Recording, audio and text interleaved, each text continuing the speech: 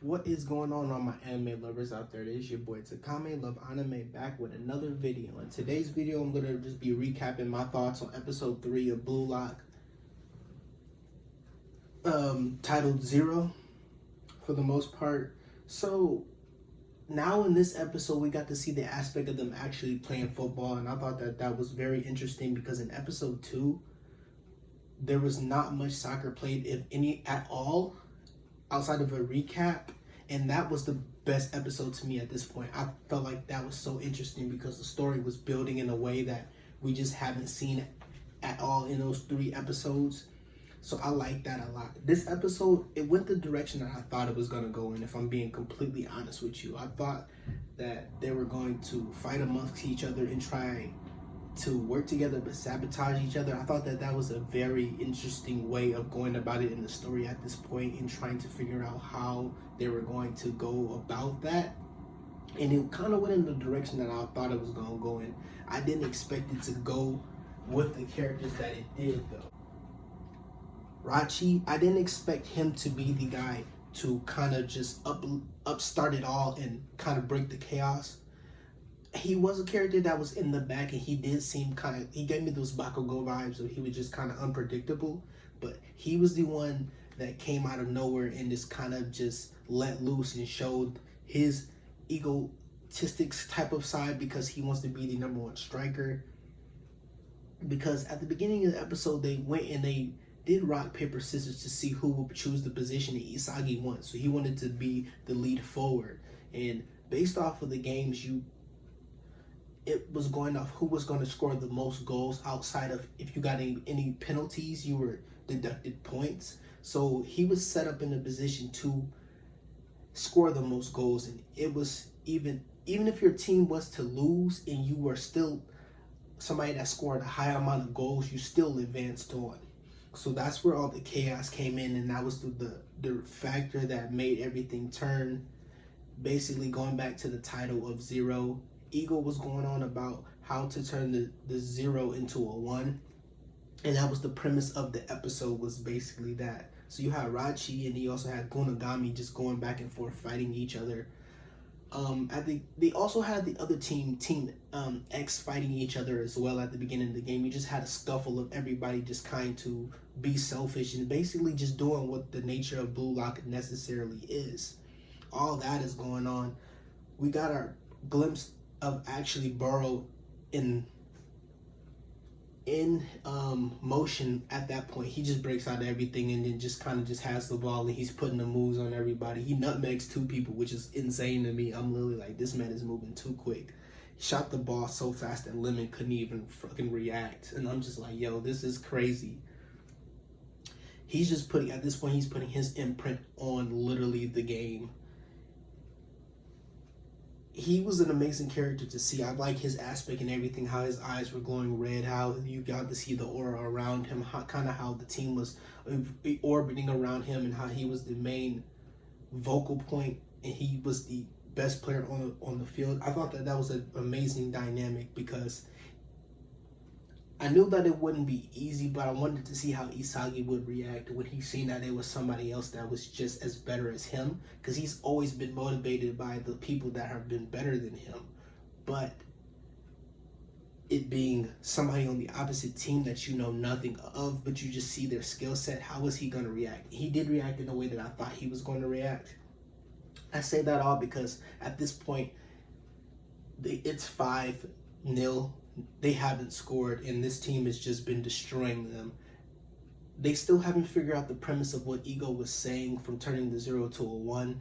Team X has possibly figured it out. It's basically just the teams coming together and trying to benefit in a way that you're going to possibly win. Turning the 0 to a 1, probably being Barou being the center of it while the team goes around him and tries to win.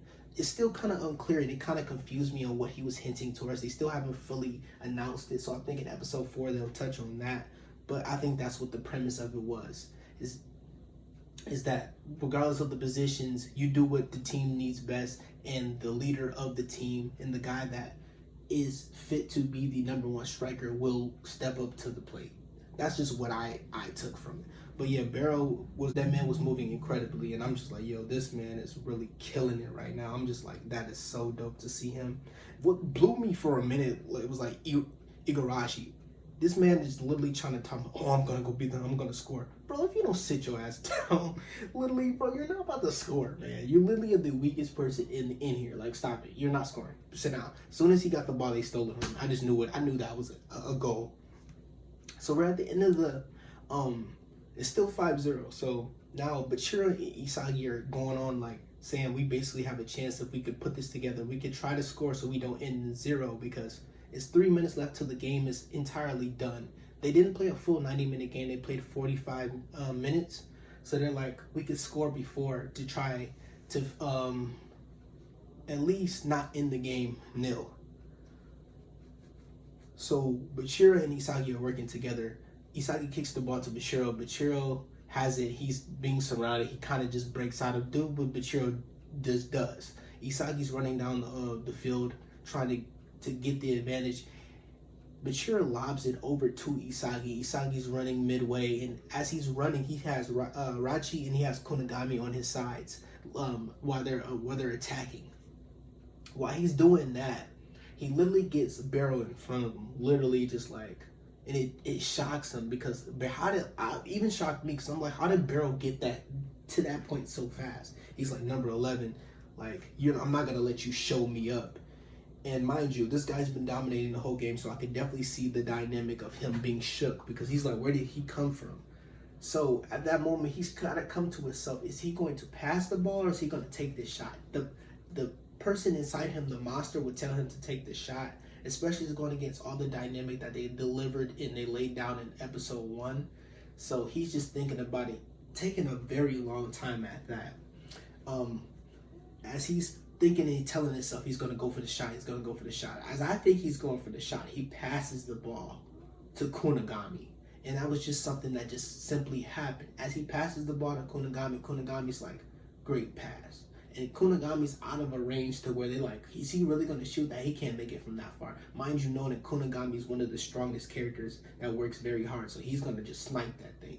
And he just absolutely did. So they scored the goal.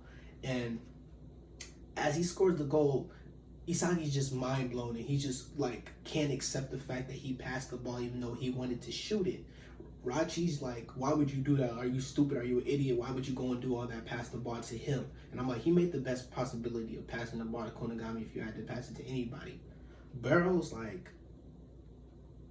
with that mentality of you passing the ball, you literally will never be a striker and you're not fit to be on this field, and just basically just shooting him down. And that's really, to somebody like Isagi or somebody that dominant, telling you that you completely just aren't equipped for this when you've been trying to work on that trait and bring out the monster that Bachiro's been helping you work on, just is defeating in my eyes. And I can definitely see where he's coming from and how he felt as he's just in disbelief. Literally, Rachi's just shaking him like, why would you do that, this, that, and the third. He just can't come to words and understand why he's actually doing that.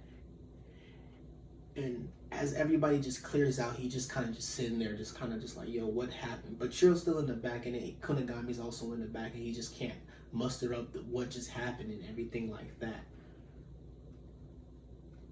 So we get to the end, and as well as they're in the locker room just completely just whooped. Khan is just basically just going off saying like, guys, we need to change things up. We can't keep going about this if we're actually going to have an impact and if we're going to actually win. 2 losses results in literally you're not going to be able to qualify, and only 2 teams can qualify at the very end. We need to get it together. If we just lost to this team, what makes you think that we're ever going to have a chance of beating anybody else? When just Team V, I'm pretty sure, just literally just beat somebody 8-0. You stand no chance, and they have 3 amazing players on the team, and you just went against one team. You just went against Team X that had 1 player in Barou. You're not going to win that way.